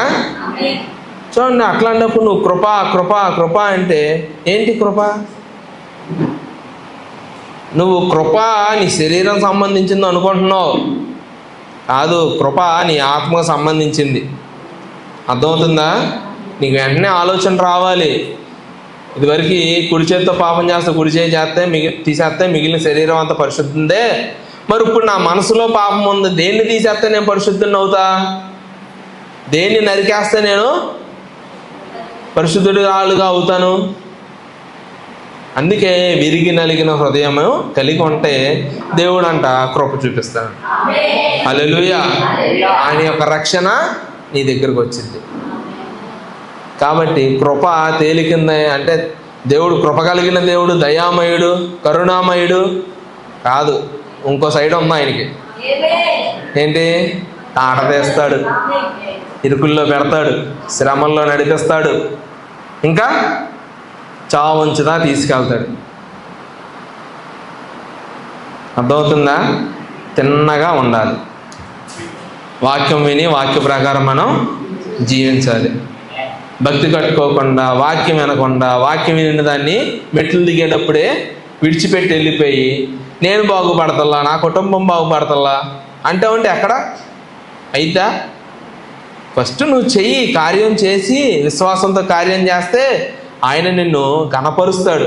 ఇక్కడ అదే చూసాం కదా, స్త్రీని విశ్వాసంతో కార్యం చేసింది. వెళ్ళి ఏం చేశాడు దేవుడు? స్వస్థపరిచిన తర్వాత ఏం చేశాడు? ఆమెకి కుమార్తె పోస్ట్ ఇచ్చాడు. ఏ పోస్టు? అది. రెండో వ్యక్తి వచ్చేసరికి పాపాత్మురాలైన స్త్రీ.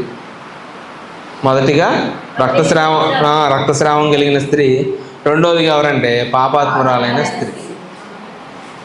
చూడండి, ఈమె ఎంత అంటే పాపం, ఆమె పాపం చేసింది చేసింది చేసింది చేసింది.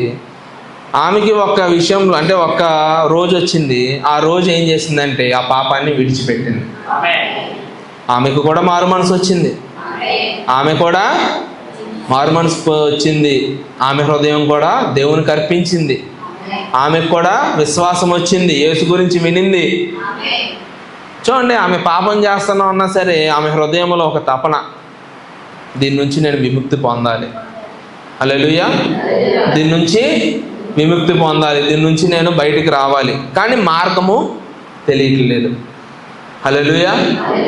అట్లాంటి స్థితిలో ఉన్నప్పుడు ఆమెని యేసుక్రీస్తు దగ్గరికి రాకుండా అనేకమైనవి ఆపేస్తున్నాయి. మొదటిగా సిగ్గు. సిగ్గు అంటే ఏ సిగ్గు? రెండు రకాల సిగ్గు ఉంటుంది. ఏంటి చెప్పండి? మొట్టమొదటి పెళ్లి చూపుల్లో పెళ్లి కొడుకు పెళ్లి కూతురు ఎదురు బదులు కూర్చున్నప్పుడు సిగ్గుపడే సిగ్గు వేరు. అవునా? అవునా? దాన్ని ఏమంటారు? సిగ్గని అంటారుగా. సిగ్గుపడుతున్నాడమ్మా, సిగ్గుపడుతుంది. పనికి మాల పని చేసినప్పుడు, సమాజంలో నిలబడినప్పుడు వచ్చే అప్పుడు కూడా ఇలాంటి సిగ్గే పడతారా?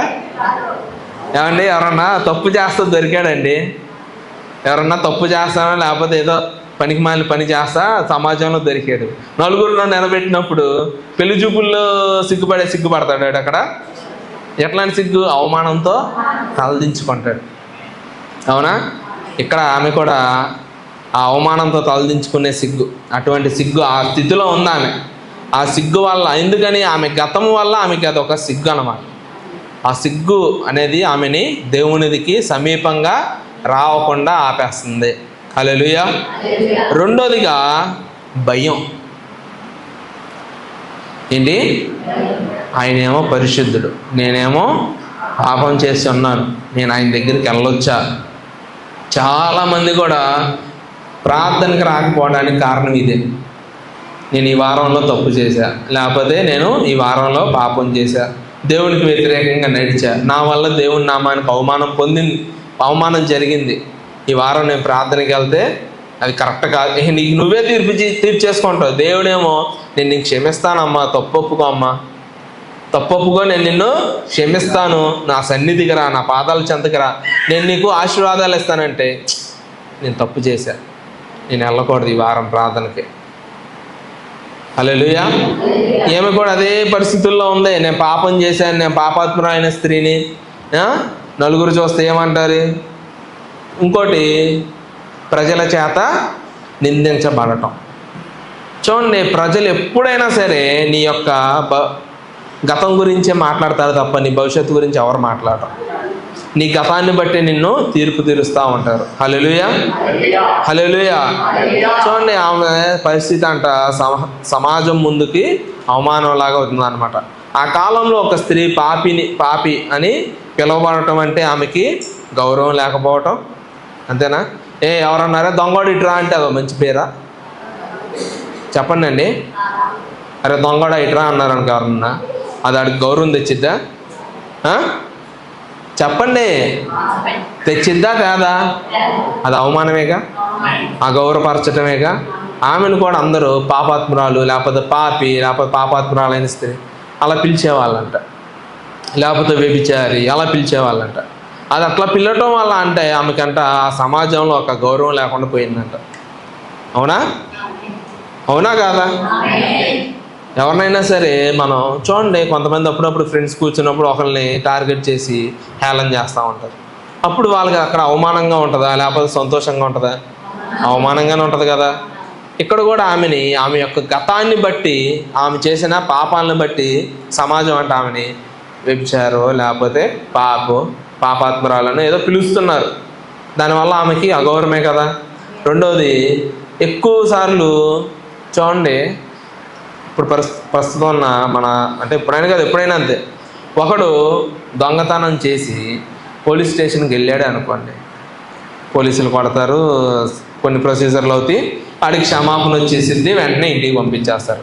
రేపొద్దున 1 నెల తర్వాత, 2 నెలలు, 6 నెలలు, సంవత్సరం, 2 సంవత్సరాల్లో ఈ మధ్యలో ఏదన్నా దొంగతనం జరిగితే ఫస్ట్ పట్టుకెళ్ళేది ఎవరినంటే ఆయన్ని. ఆడు చేసినా చేయకపోయినా. అవునా కదా? ఒక్కసారి ఒకటి దొంగని డిసైడ్ అయిపోయిన తర్వాత సంవత్సరం ఏంటి, 2 సంవత్సరం, 3 సంవత్సరం ఏంటి, అక్కడ ఆ ఏరియాలో ఏదన్నా దొంగతనం జరిగితే ఫస్ట్ పోలీసులు ఎవరి మీద వదిలేది డౌట్, ఆడవాడు ఉన్నాడు రా, ఆడు చేసి ఉంటాడు, ఫస్ట్ ఆయన తీసుకురండి. ఫస్ట్ ఆయన ఎంక్వైరీ చేసిన తర్వాతే మిగిలిన తర్వాత నేను కాదు సార్ అని ఒకవేళ ఒప్పుకుంటే ఆడేం తెలిస్తే మళ్ళీ ఆడికి కోటింగ్ పడింది. ఇక్కడ కూడా ఈ స్త్రీకంట ఎక్కడ వ్యభిచారం జరిగినా సరే ఫస్ట్ ఏమైనా పట్టుకొచ్చి చేస్తున్నారంట. నువ్వేనా చేసింది వ్యభిచారం? నువ్వేనా అంటే ఈ మతపరమైన ఈ రచ్చబండ అంటారు కదా, అవి ఎక్కువ జరిగాయి ధర్మశాస్త్రం. అప్పుడు ఏది జరిగినా సరే రచ్చబండే. 4 పెద్దలు వచ్చేస్తారు, 2-3 కూర్చోబెడతారు, తప్పు నువ్వు ఇది తప్పు చేసావు, ధర్మశాస్త్రం ప్రకారం ఈ శిక్ష.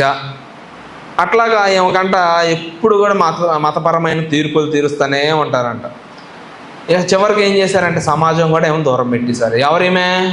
పాపాత్మురాలైన స్త్రీ. చూడండి, పరిసయ్యులు కూడా ఏమంటారంటే, అంటే ఎప్పుడైతే ఆమె వచ్చి యేసు పాదాలకి ఆ అత్తరు రాసి ఆయన్ని పరిచర్య చేసేటప్పుడు పరిసయ్యుడు చూసి ఏమన్నాడు? ఈయన ప్రవక్తే అయితే ఏంటంట, ఈయన ప్రవక్తే అయితే ఆమె ఎవరో తెలిసి ఉండిద్ది కదా. చూడండి, మనుషులు ఎప్పుడు కూడా నీ గతాన్నే చూస్తారు, నీ గతాన్ని బట్టే నీకు తీర్పు తీస్తాడు. కానీ దేవుడు అలా చూడ్డు. నీ గతంతో పని లేదు, నీ యొక్క పాపంతో పని లేదు. నువ్వు విరిగి నలిగిన హృదయంతో ఆయన దగ్గరకు వస్తే చాలు, వెంటనే ఆయన హత్తుకుంటాడు. హల్లెలూయా. అదే ఆయన యొక్క గొప్పతనము అయి ఉన్నది. హల్లెలూయా. దేవుని గురించిన గొప్పతనం ఏంటంటే నువ్వు ఒకవేళ పాపం చేసి దేవుడి దగ్గరికి వెళ్ళి దేవా నన్ను క్షమించి ప్రభు అనగలనే. నువ్వు అప్పుడు వచ్చేసావుగా, నువ్వు మొన్న అక్కడ కనిపించావుగా, నువ్వు అక్కడ దొంగతనం చేసావుగా, నువ్వు అదిగా ఇదిగా అని అంటాడు దేవుడు. అనే దేవుడు కాదు. నువ్వు ఎప్పుడైతే మారు మనసు పొంది ఆయన దగ్గరికి వెళ్తావో నిన్ను ఆయన హత్తుకుంటాడు. హల్లెలూయా. చూడండి, సమాజం కూడా ఎప్పుడు ఆమెను గతం ద్వారా మాత్రమే ఆమెకి తీర్పు తీరుస్తూనే ఉంది. చూడండి, ఆమె లోపలంట ఎంతో పశ్చాత్తాపంతో నిండిపోయిందంట. నేను తప్పు చేశాను, నేను తప్పులు పనులు చేశాను, నాకు క్షమాపణ కావాలి. ఆమె హృదయంలో ఎటువంటి ఆలోచన ఉంది? నేను పాపం చేశాను, నేను తప్పుడు పనులు చేశాను, నాకు క్షమాపణ కావాలి. అటువంటి స్థితిలోకి వెళ్ళిపోయింది. అయితే ఆమెకు తెలుసా అంట, మనుషులు నన్ను తిరస్కరించవచ్చు కానీ దేవుడు నన్ను తిరస్కరించడు. ఈరోజు నీకు ఆ మనస్తత్వం రావాలి. ఏమని రావాలంటే, ఒకవేళ మనుషులు నన్ను తిరస్కరించవచ్చు కానీ దేవుడు నన్ను తిరస్కరించడు. ఎందుకు? నీ గతాన్ని చూసి నీ దేవుడు నిన్నెప్పుడు తిరస్కరించడు. నీకు ఫస్ట్ ఏం రావాలంటే పశ్చాత్తాపం. ఫస్ట్ నీకేం రావాలి? దేవా నేను తప్పు చేశాను, పాపం చేశాను, నేను ఇక మీదట చెయ్యను, చేసేదాన్ని విడిచిపెట్టాను, ఇంకోసారి అటువంటి పాపం జోలికి నేను వెళ్ళను. అది ఏదైనా అవ్వచ్చు. మోకరించి ప్రభువా పోయిన గురువారం నేను ప్రార్థనకు రాలేదు, నన్ను క్షమించు. వచ్చే గురువారం నుండి నేను ప్రార్థనకు వస్తాను, నన్ను క్షమించి అంటే అదే పశ్చాత్తాపం. నువ్వు మళ్ళీ వచ్చే గురువారం ప్రార్థన రాలేదంటే అది పశ్చాత్తాపం కాదు, వేషధారి. అర్థమవుతుందా?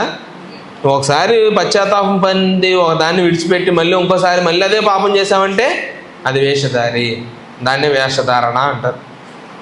అర్థమవుతుందా? క్షమాపణ పొందినట్టే పొందుతున్నావు, మళ్ళీ వెంటనే తప్పు చేస్తున్నావు. ఒక్కసారి పశ్చాత్తాపం అంటే నీ హృదయంలో నుంచి రావాలి. ఏనండి, పశ్చాత్తాపం అంటే నీ హృదయంలో నుంచి రావాలి. అందుకే ఆమె అంట పశ్చాత్తాపంతో నిండిపోయిందంట. ఆమెకు ఆ జీవితం మీద విరక్తి వచ్చేసింది. నేను ఈ జీవితాన్ని వదిలేయాలని. ఆ పశ్చాత్తాపంతో హృదయం నిండుంది కాబట్టి దేవుడు ఆమెని దగ్గరికి రానిచ్చాడు. హల్లెలూయా. ఆమె తన సిగ్గు కన్నా విశ్వాసాన్ని పెద్దదిగా చేసుకుందంట. అర్థమవుతుందా? ఆమె సిగ్గు అంటే ఆమె చేసిన తప్పులు కన్నా ఆమె యొక్క విశ్వాసాన్ని దేవుడి కంట ఎక్కువగా చూపించిందంట. దేవుడు ఆమెను చూడగానే ఆమె చేసిన పనులు ఏం కనపడలేదంట, ఆమె విశ్వాసమే కనిపించిందంట. ఏంటా విశ్వాసం? ఇప్పుడే చెప్పుకున్నాం, మనుషులు నన్ను తిరస్కరిస్తారే కానీ దేవుడు నన్ను తిరస్కరించడు అనే విశ్వాసంతో వెళ్ళింది అక్కడ ఆమె. అర్థమవుతుందా? ఆ విశ్వాసాన్ని ఆయన చూశాడంట. అందుకే ప్రవక్త ఏమంటాడంటే, ఎప్పుడైతే పాపి యొక్క హృదయం అంట విరిగిద్దో దేవుని యొక్క కృప అంట వరదలాగా వచ్చి వాళ్ళ దగ్గర పడిపోద్దంట. బొట్లు కాదు.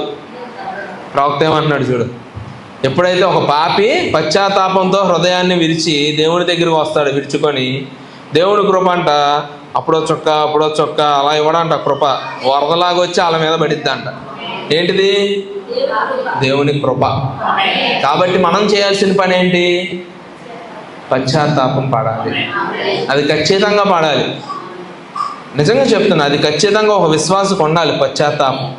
ఏదైనా సరే, ప్రార్థన రాకపోవడంతోనో లేకపోతే ప్రభువా నేను ఈ వారం ఆరాధన చేయలేకపోయి నన్ను క్షమించు, నా విశ్వాస జీవితం నేను నిలబెట్టుకోలేకపోతున్నా, నన్ను క్షమించు అనే పశ్చాత్తాపం రావాలి అందరికీ.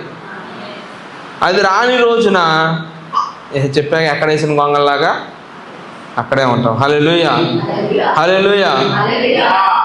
చూడండి, పశ్చాత్తాపం పడింది. కళ్ళనీళ్ళు పశ్చాత్తాపం యొక్క భాష. జుట్టుతో తొడవటం వినయం, సుగంధ ద్రవ్యం ప్రేమ యొక్క సమర్పణ. ఏం చేసింది ఆమె విశ్వాసాన్ని క్రియగా చేసుకొని కన్నీళ్లతో ఏం చేసింది? పాదాలు తుడిచింది. తర్వాత ఆ కన్నీళ్లతో పాదాలని తడిపింది. ఫస్ట్ ఏం చేసింది? ఆ దుమ్ము పట్టిన పాదాలని కన్నీళ్లతో తడిపి ఏం చేసింది? జుట్టుతో ఆ కాళ్ళని నీట్గా తుడిచి అప్పుడు మురికంతా పోయిన తర్వాత ఆ సుగంధ ద్రవ్యాన్ని తీసి కాళ్ళకు రాసింది. ఆమె యొక్క విశ్వాసం అది. ఆ విశ్వాసంతో ముందలకెళ్ళి చేసిన క్రియ. చూడండి, పాపము నీ యొక్క గుర్తింపు కాదు. ఏంటి? పాపము నీ యొక్క గుర్తింపు కాదు. దేవుడు నిన్ను కొత్త పేరుతో పిలుస్తాడు. అవునా? చేతులు ఎత్తండి పాపం చేయలేని వాళ్ళు. ఇప్పుడు దాన్ని నేను పాపం చేయలేదన్న వాళ్ళు చేతులు ఎత్తండి. అందరం చేశాను, నేను చేశాను. కానీ ఆ పాపం నా గుర్తింపు కాదు. ఎందుకు? దేవుడు నన్ను కొత్త పేరుతో నన్ను పిలుస్తాడు. హల్లెలూయా. సిగ్గు నీ గొలుసు కాదు. గొలుసు ఎక్కడ వేసుకుంటామండి? అంటే సిగ్గు గొలుసు అని ఎందుకు అన్నానంటే, సిగ్గు వచ్చినప్పుడు ఎవరైనా కాలర్లో ఎగరేసుకొని ఉంటాడా? ఏం చేస్తాడు? ఆ సిగ్గంట బరువైన ఒక గొలుసులాగా ఉండి నీ మెనకైన కిందకు వచ్చేస్తుందా.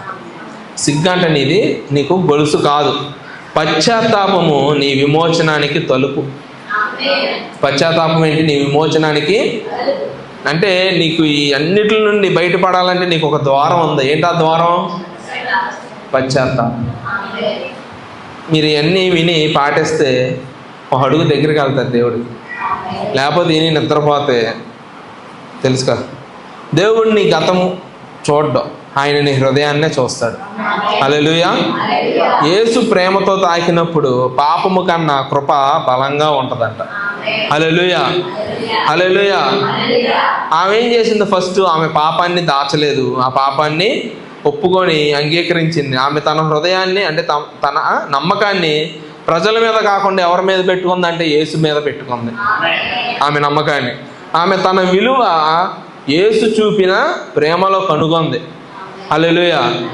ఆమె తన అవమానాన్ని కృపగా మార్చుకుంది. చూసారా? నలుగురు ఆమెని చీ చీ చీ అని ఉమ్మేసేవాళ్ళు ఇప్పుడు యేసు దగ్గర ఎప్పుడైతే క్షమాపణ పొందుకుందో ఏమైపోయింది? ఆమె కూడా యేసుక్రీస్తు యొక్క శిష్యురాల్లో అయిపోయింది. ఆమె ఆయన్ని వెంబడించే ఒకరిగా అయిపోయింది. ఎవరికన్నా ఏదైనా సమస్య వచ్చిందనుకో, అమ్మా యేసుక్రీస్తుకు ఒక మాట చెప్పు అంటే వీళ్ళు ఏమైపోయారు? శిష్యుల దగ్గరకు వచ్చారా కొంతమంది. వచ్చి ఏం చేశారు? మా పిల్లోడి స్వస్థత కావాలి, స్వస్థపరచండి అంటే వీళ్ళు పాపం స్వస్థపరచలేకపోయారు. అప్పుడు దేవుడు ఏం చేశాడు? వచ్చి మీరు ఇట్లా ఉంటే అలాగా విశ్వాసం తెచ్చుకుంటే కానీ మీకు స్వస్థత చేయలేరని వాళ్ళని తిట్టి ఆ ఫిట్స్ వచ్చి ఆ పిల్లోడిని దేవుడు స్వస్థపరుస్తాడు. అంటే వీళ్ళందరికీ ఒక హోదా వచ్చేసింది. యేసుక్రీస్తు దగ్గర ఎవరైతే క్షమాపణ పొందారో వీళ్ళందరికీ ఒక హోదా అనేది వచ్చేసింది. చూడండి, ఆమె ఎప్పుడు కూడా నేను ఆ పాపం చేయలేదు, ఈ పాపం చేయలేదని ఎప్పుడు దాన్ని ఏమంటారంటే ఆర్గ్యూ చేయలేదంట. అర్థమవుతుందా? ఏం చేసింది? నేను ప్రతి పాపం చేశాను ప్రభా ఆయన దగ్గర ఒప్పుకుంది. హల్లెలూయా.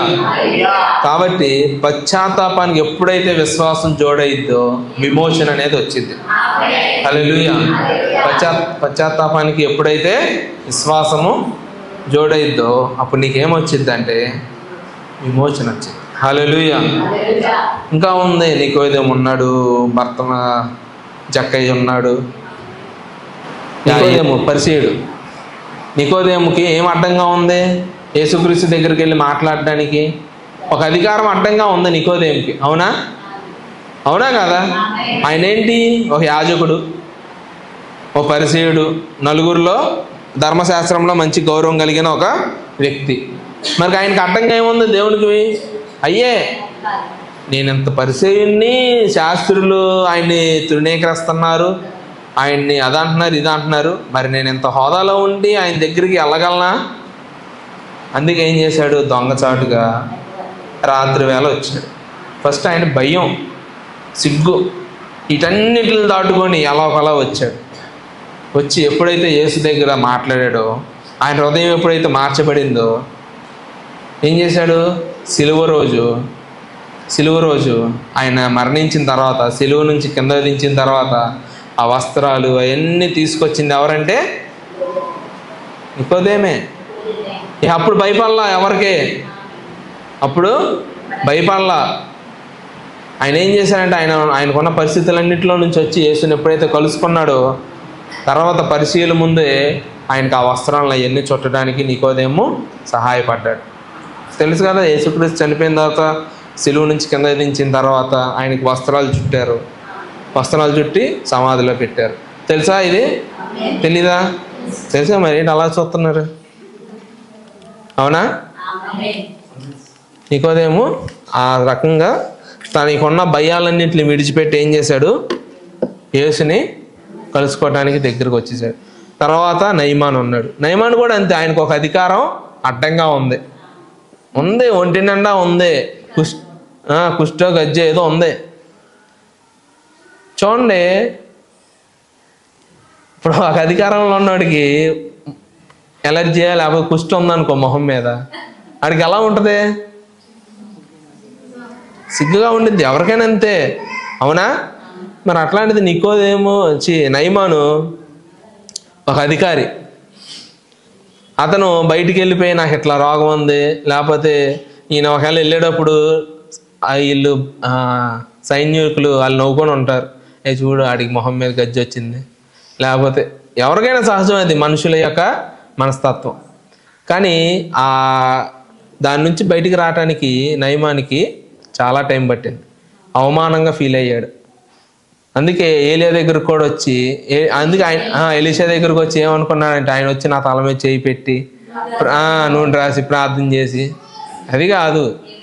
ఇప్పుడు చాలామంది విశ్వాసులు అలాగే ఉన్నారు, అయ్యగారు కుడి చేయాలి, నూనె రాయాలి, వీటి గురించి చాలాసార్లు చెప్పాలి, మధ్య నేను చెప్పలేను. కాబట్టి నయమాన్ కూడా ఏం చేశారంటే ఆ పరిస్థితులన్నింటినీ దాటుకొని వచ్చి ఎప్పుడైతే ప్రవక్తను కలుసుకున్నాడు, ఆయనకి స్వస్థత కలిగింది. జక్కయ్య కూడా ఏం చేశాడు, ఆయనకున్న పరిస్థితులన్నింటిని దాటుకొని చెట్టు ఎక్కాడు, సిగ్గుపల్లా. ఎందుకని? ఆయన అర్జెంటుగా యేసుని చూడాలి, యేసు ఎవరో అని చూడాలంటే చెట్టు ఎక్కాలి. కానీ ఈయన ఎవరో అధికారులు ఎవరైనా చెట్లు ఎక్కితే నవ్వుతారు, నవ్వరా? చూడండి, మామూలుగా ఉదాహరణ చెప్తున్నా, మన ప్రెసిడెంట్ గారు చెట్టు ఎక్కారనుకో, అందరూ అదొక గొప్పగా అనుకుంటారా, నవ్వుతారా? అవునా? అంతే ఉంటుంది. ఎవరైనా అధికారి ఎప్పుడైనా సరే అట్లా చేస్తాను. కానీ జక్కయ్య ఏం చేశాడు, అవన్నీ పక్కన పెట్టేశాడు, లేదన్నా అనుకొని, అవునా? అవన్నీ పక్కన పెట్టేసాడు. ఏం చేయాలక్క? ఒకవేళ మీ ఎంఆర్ఓ చెట్టు ఎక్కాడు అనుకో, ఏం చేస్తారు? నవ్వుతారా, నవ్వరా? అవునా? అతను మరి అక్కడ ట్యాక్స్ కలెక్టర్, అవునా? కానీ ఆయన ఏం చేశాడు, చెట్టు ఎక్కి యేసు ఎవరో అని చూడాలని ఒక విశ్వాసంతో ఎక్కాడు. యేసు ఏం చేశారంటే తిరిగి వాళ్ళ ఇంటికే యేసు వెళ్ళాడు.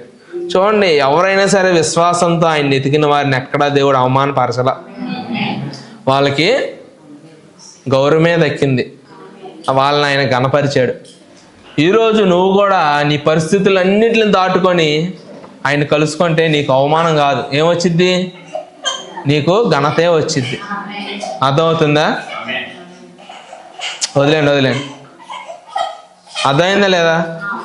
నేను చెప్పేది ఏంటంటే, ఈరోజు మీరు తెలుసుకోవాల్సిన విషయం ఏంటంటే, అయిపోయింది నన్ను, మీరు తెలుసుకోవాల్సిన విషయం ఏంటంటే, మీరు మీ పరిస్థితులను దాటుకొని, ఇది నన్ను లాస్ట్, మీరు మీ పరిస్థితుల్ని, మీకు ఏదైతే ఆటంకంగా, ప్రార్థనకు రాకుండా ఆటంకపరుస్తుందో, ప్రార్థన చేయకుండా ఆటంకపరుస్తుందో, ఆరాధన చేయకుండా ఆటంకపరుస్తుందో, పాటలు పాడేటప్పుడు చప్పట్లు కొట్టకుండా ఏదైతే ఆటంకపరుస్తుందో, ప్రార్థన చేసేటప్పుడు మౌనంగా ఉండాలని ఏదైతే ఆటంకపరు, వీటన్నిటిని మీరు దాటుకొని ఎప్పుడైతే దేవుని కలుసుకుంటారో ఆయన మీకు ఘనతని ఇస్తాడు, మీకు గౌరవాన్ని ఇస్తాడు. హల్లెలూయా. మరి మీరు సిద్ధంగా ఉన్నారా? హల్లెలూయా.